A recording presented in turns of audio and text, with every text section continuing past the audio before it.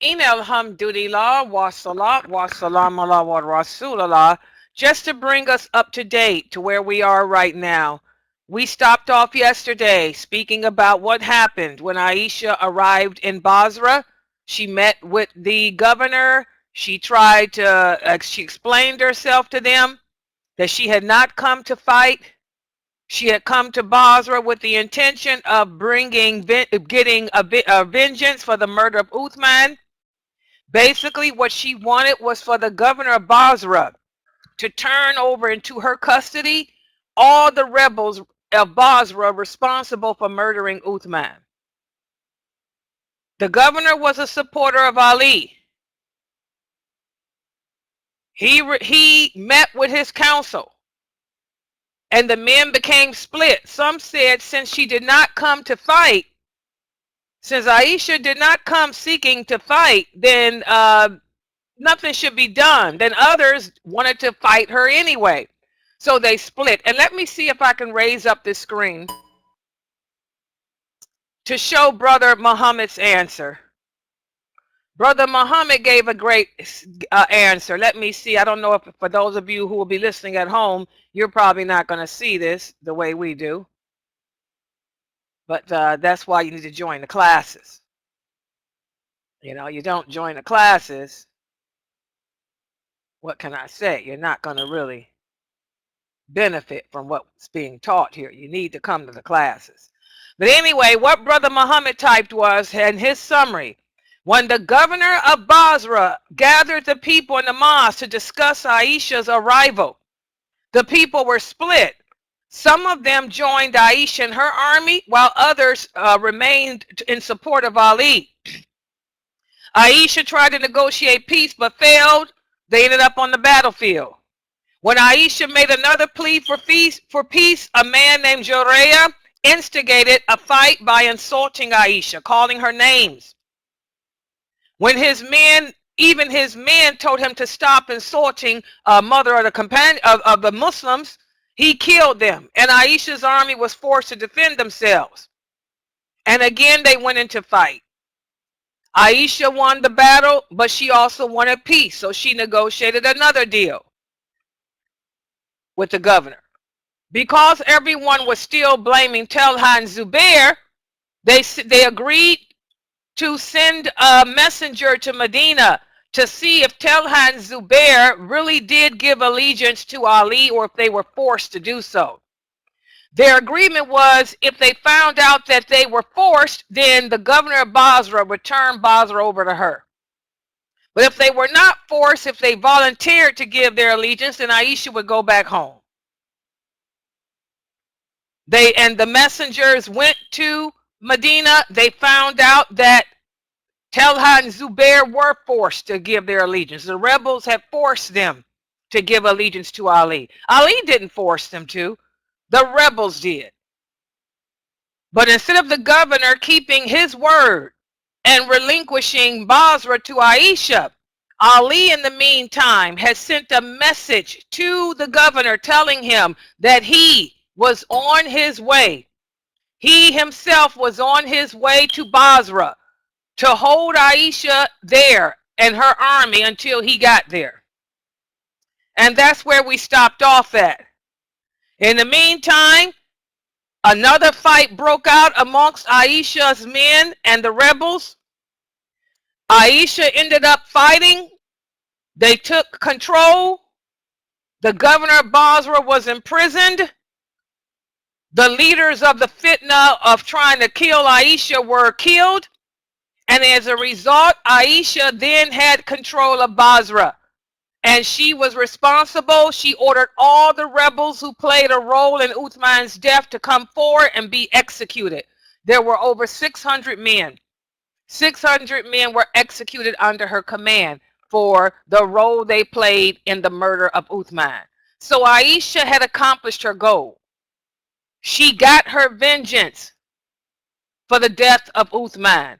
And after getting her vengeance, she sent a letter to Syria, to Muawiyah. Muawiyah was the governor over Syria who refused to step down when told to by Ali. She sent Muawiyah a letter telling him that she had brought to vengeance all the men of Basrah responsible for Uthman's death. They were all executed. She told Muawiyah, now I have set the pace for you. You need to take control now.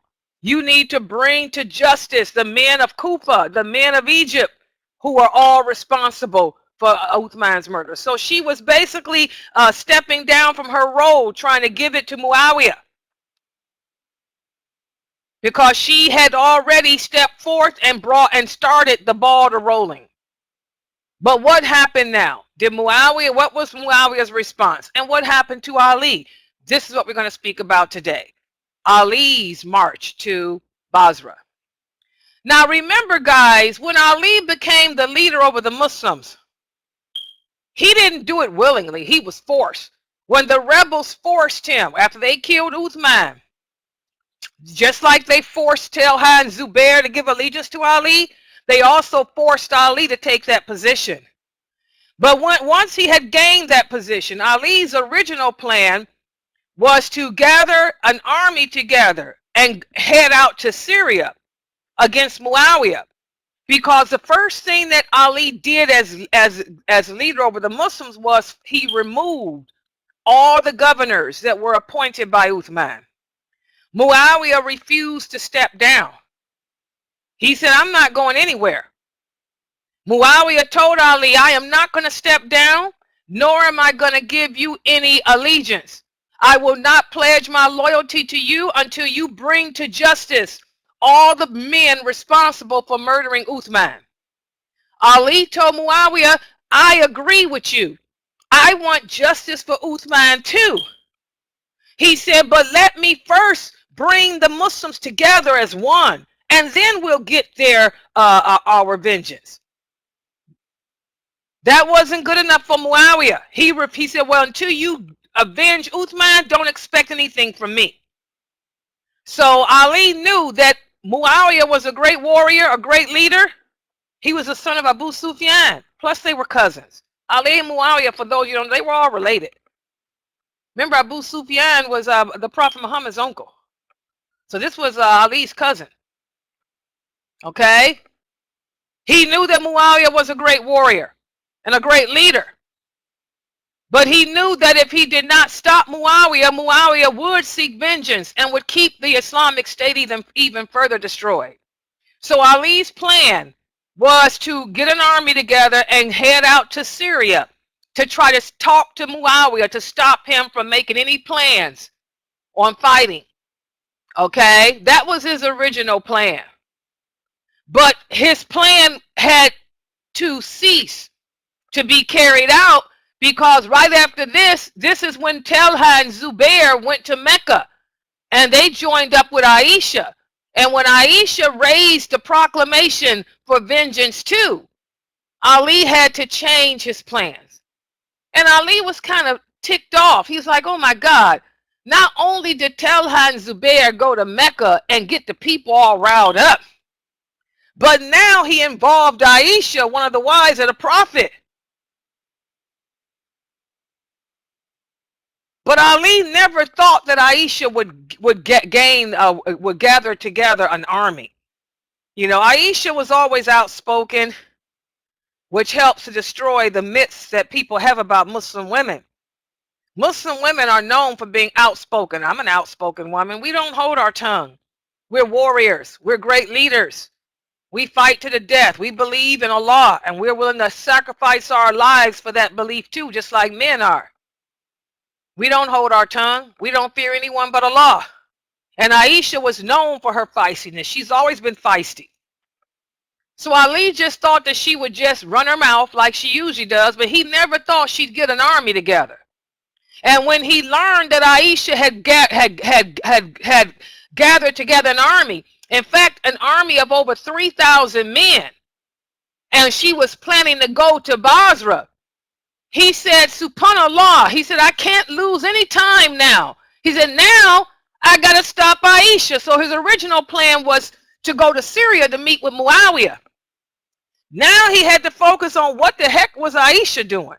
Now remember, Ali had called for jihad too, so he could go to Syria, but he didn't get that many participants. Not that many people were participating, but Aisha had managed to gain support from allies and raise an army of over 3,000 men.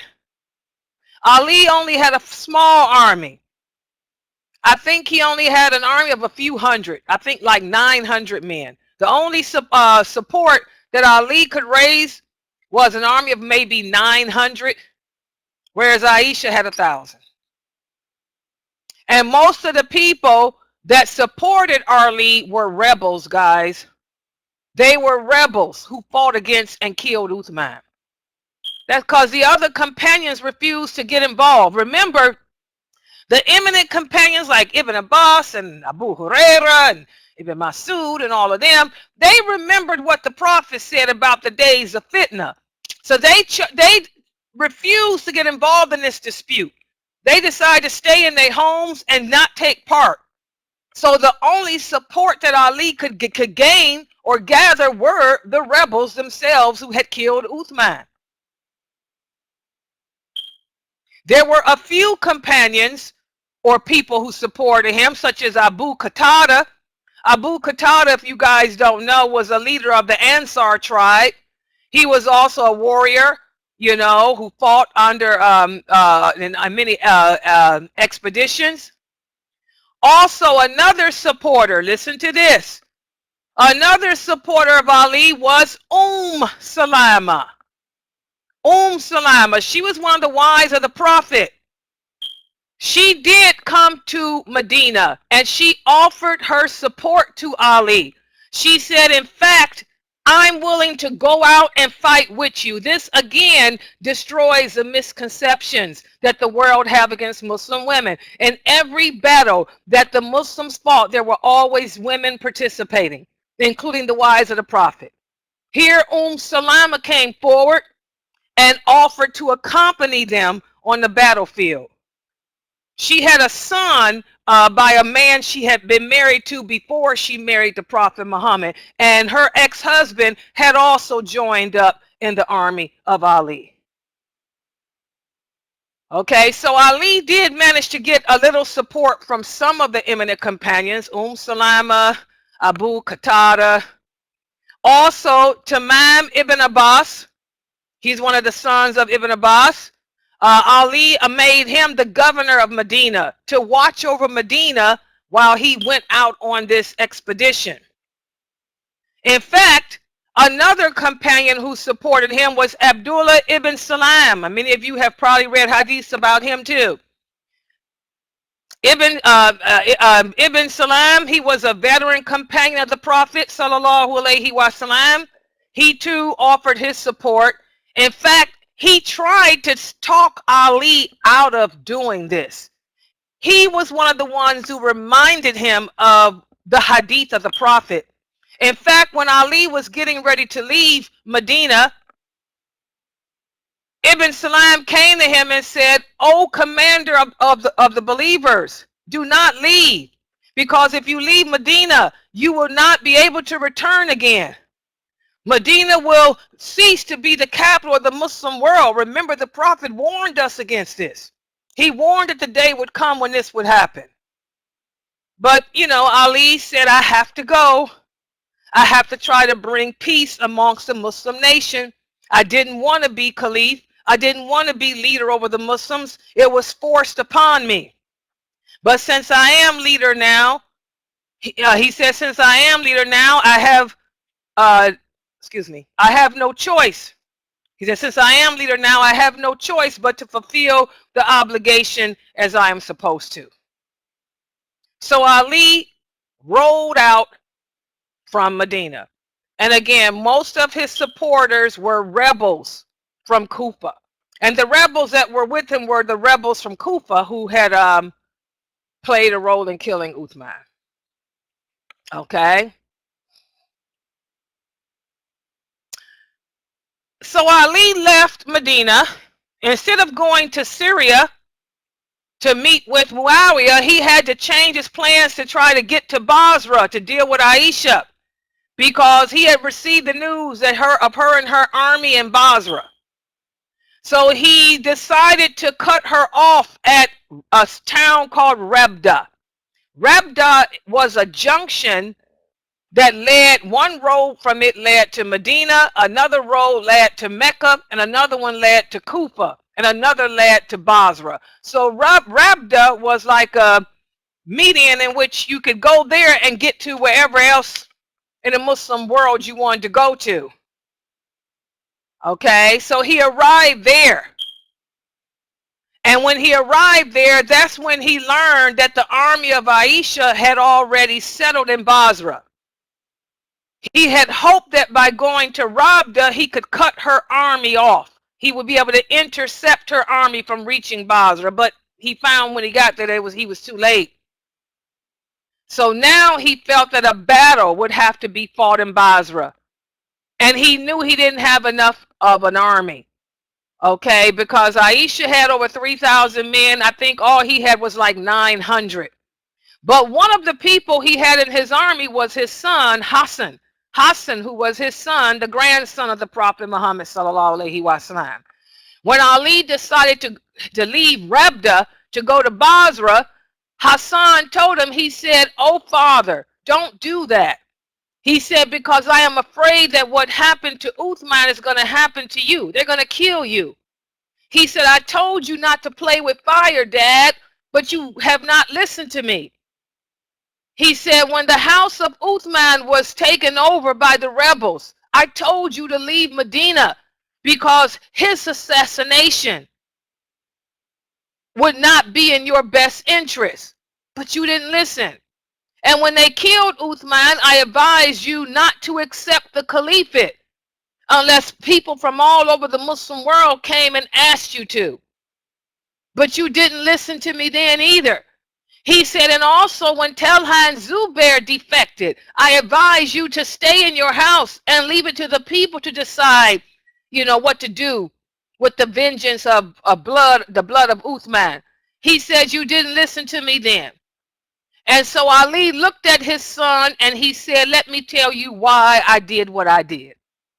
He said, "I did not leave Medina when Uthman's house was taken over because the rebels would have chased me and I would have met the same fate as Uthman."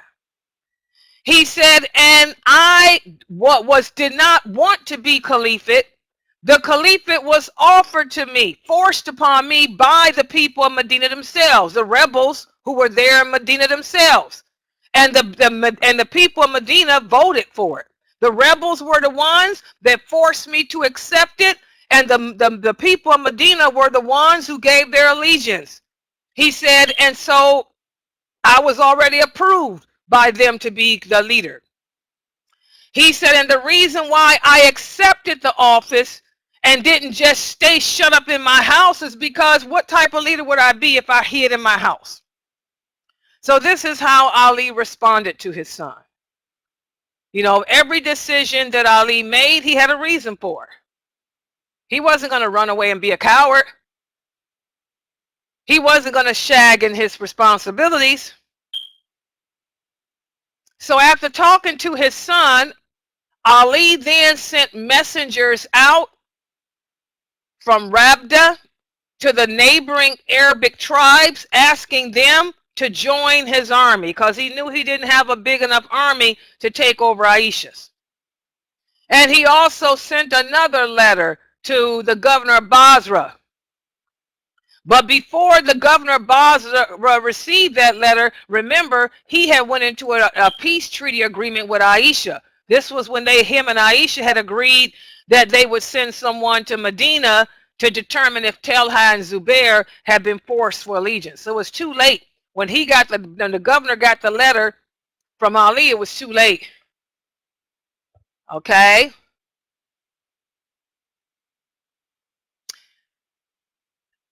After Ali sent that letter to the governor, he soon got word about what had happened with Talha and Zubair. He later learned that the people of Medina had declared that Talha and Zubair had been forced into accepting allegiance with him. And that bothered Ali. The situation was really bad. bad. That's when he knew the situation was really bad.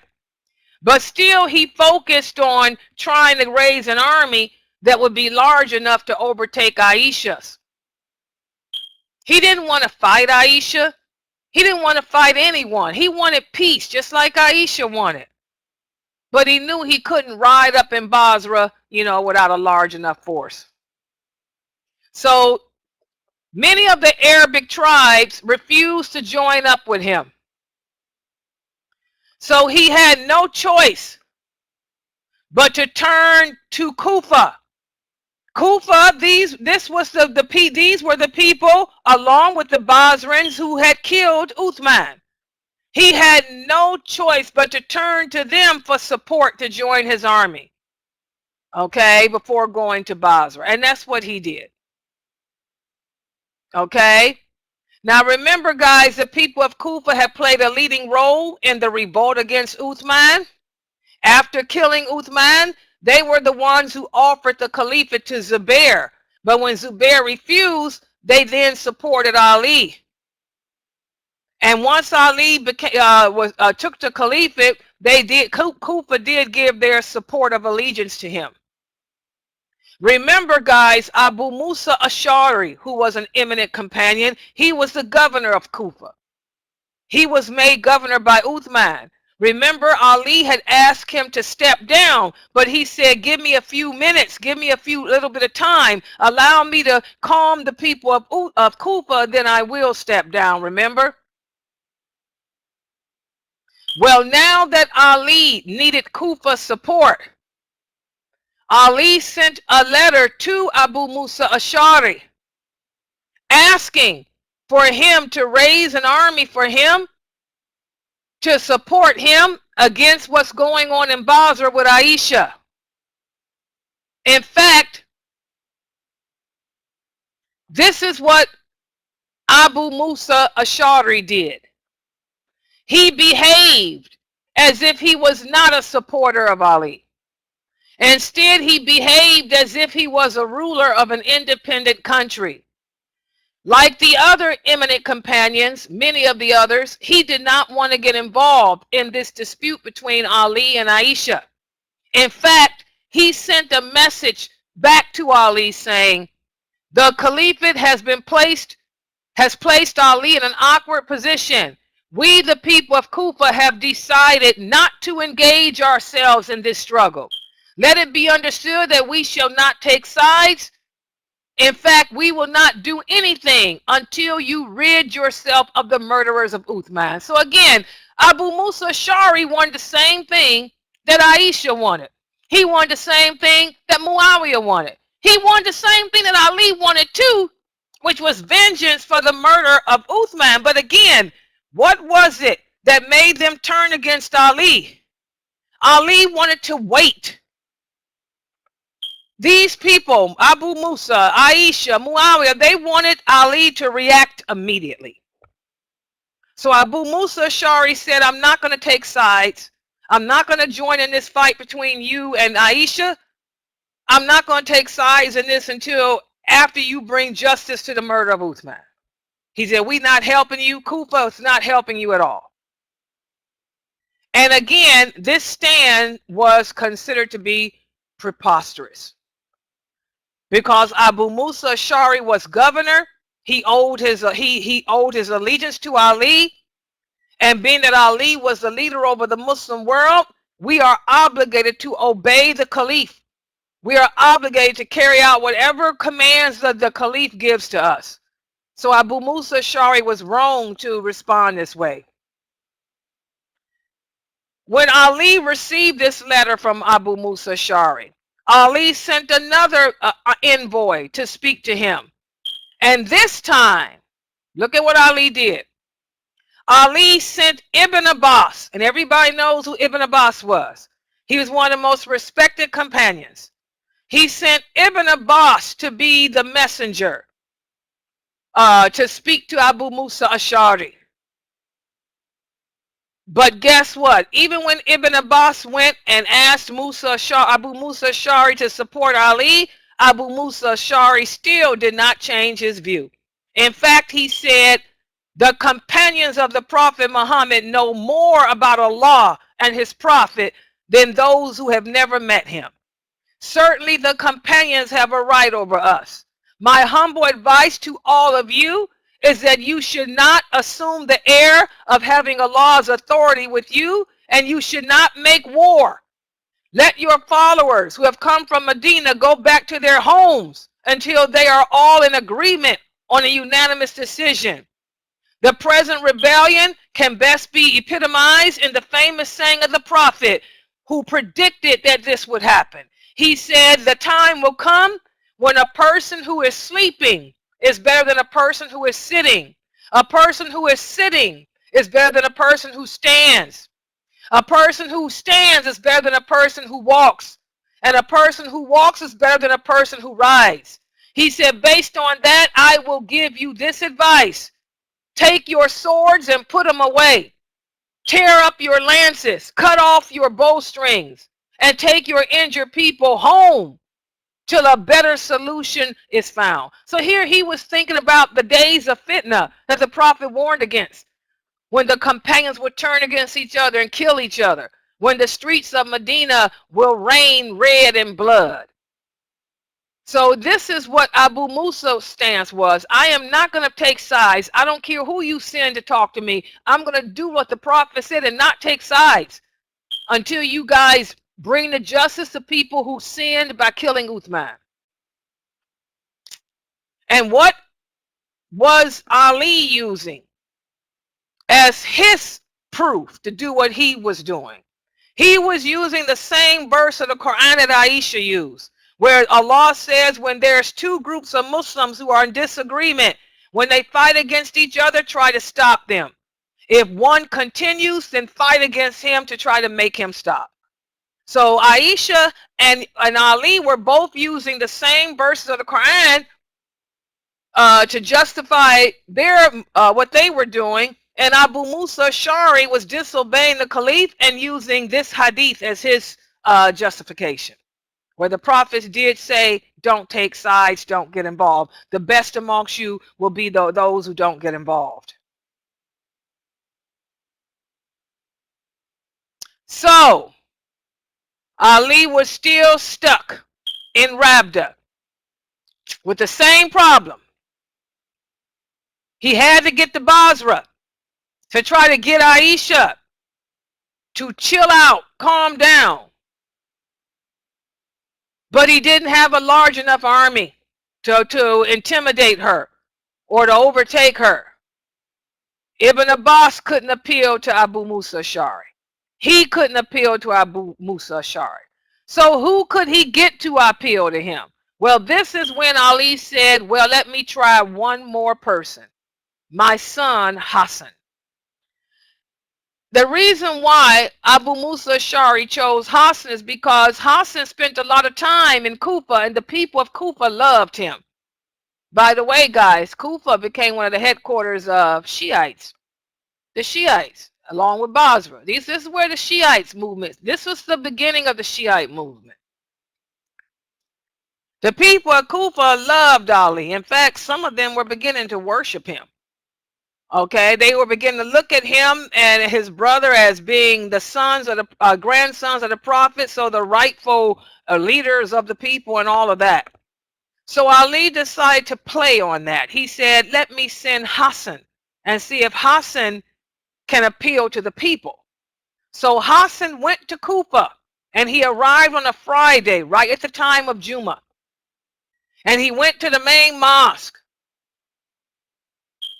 Abu Musa Ash'ari was there, and he welcomed Hassan to Kufa.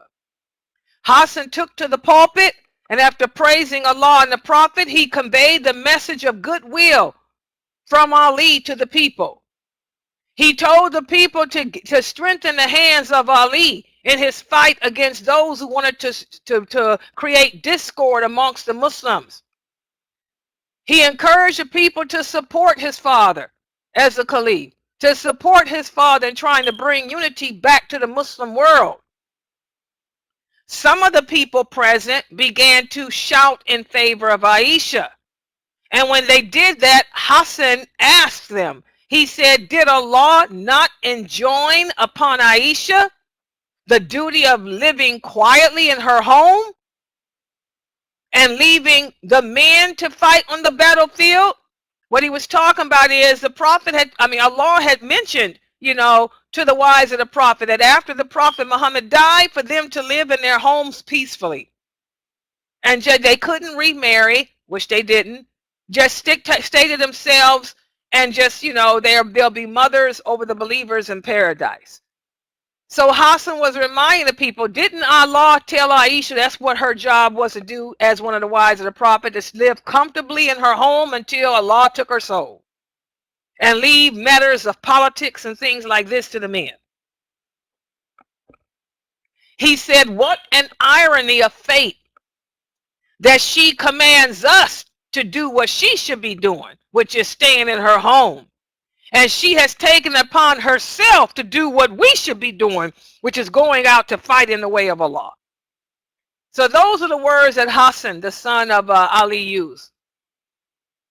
And when he said that, another man named Zayd ibn Sahwan, he stood up to say that he had received a letter from Aisha where she had advised the people of Kufa to remain in their house and not take part in any fight.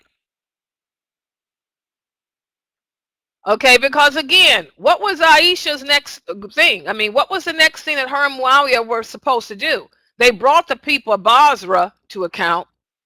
Their next step would have been to bring the people of Kufa to account, and then the people of Egypt to account for the murder of Uthman. So Aisha did tell them to stay in their house, the people who believe in Allah, and not take part. She wanted the rebels to turn themselves over. So when this man said he received that letter, Hassan put the following question to the people. He said, is it not strange that she's advising us to do what she herself should be doing? And here she is leading an army against the people of Basra. After this, Abu Musa Ash'ari took the pulpit, and he said that in this crisis, whenever two parties of the Muslims were at heads, the best course for the people of Kufa was to remain neutral, based on that hadith of the Prophet. When two groups of Muslims are fighting like this, it's best for the people to remain neutral. So there was a big argument going back and forth between Hassan trying to appeal to the people and Abu Musa Ash'ari. And finally, Hassan asked Abu Musa, he said, didn't you give your allegiance to my father as leader over the Muslims? Abu Musa Ash'ari said, yes, I did. And Hassan said, then how can you claim to be right when you are breaking your oath by not supporting him? Because again, we're supposed to support the Caliph in anything that he tells us to do. Okay? And when Hassan made this point, Abu Musa Ash'ari had no answer for it. So thus, Hassan won. He won this debate. And at this point, the supporters of Ali stood up and said, down with Abu Musa Ash'ari. Get rid of him. He's a traitor. He gave his allegiance and he won't even listen. So he's a traitor. Get rid of him. Okay? Fighting then began to occur inside the mosque. The supporters of Ali versus the supporters of Aisha. Abu Musa Ash'ari was able to escape. He ran to Mecca. And on the authority delegated to him by Ali, Hassan appointed a new man named Qarda ibn Ka'b to be the new governor of Kufa. So that's what happened here. So now Ali got his support. He was now able to raise together an army that could take on Aisha and hers in Basra. Okay? And by the way, guys, you can see this is the beginning. This sets the beginning. This sets the beginning of the Shiite movement. Okay? This is why the Shiites hate Aisha. This is why the Shiites hate Abu Musa Ash'ari. They hate most of the companions. companions. I'm going to be honest. They hate Umar. They hate Abu Bakr. They hate most of the companions. All because of this fitna, this division that had arisen after the murder of Uthman. So this is where we're going to stop right here. Okay, Ali finally got people to support his cause. And again, I want you guys to understand it was never Ali's intention, nor Aisha's intention, and not even Muawiyah's intention. It was none of their intention to originally fight and make a war. They all three wanted the same thing, which was vengeance for Uthman, but they had different ways of going about it. Ali's thing was, let me do it my way as leader. Let me bring the people together and unite them as one. Let us companions, we are all eminent companions of the Prophet. Let us stand together as one to show the people that we are still united as one. And let them fall in place and let them get over the mourning, and then we'll go after vengeance. But Aisha and Muawiyah and also Abu Musa Ash'ari's thing was, let's do it now. Talha and Zubair's, their thing was too, let's do it now. There's no need to wait. We need to bring justice to Uthman right now. We need to wipe these rebels out while we can right now. Let's go to the Kufa. Let's go to Basrah. Go to Egypt. Take them all out. Because what they did was bad. We get rid of them and then we can unite the rest of the Muslim world. So they all, it was never any of their intention to fight. But that's what it led to. So what happened after this? Ali finally had a support from Kufa. He was finally able to raise an army big enough to take Aisha on. So what happened? Did he head out to Basra? Or did Muawiyah head out to him? Because remember, Muawiyah had received that letter from Aisha telling him to step up to the plate. What did Muawiyah do? Did he step up to the plate? We'll pick that up with this tomorrow. So we'll stop right here. If you guys have any questions or comments, inshallah, you can go ahead and type them on the screen. Subhanakallahumma wa bihamdika, ashhadu an la ilaha illa anta, astaghfiruka.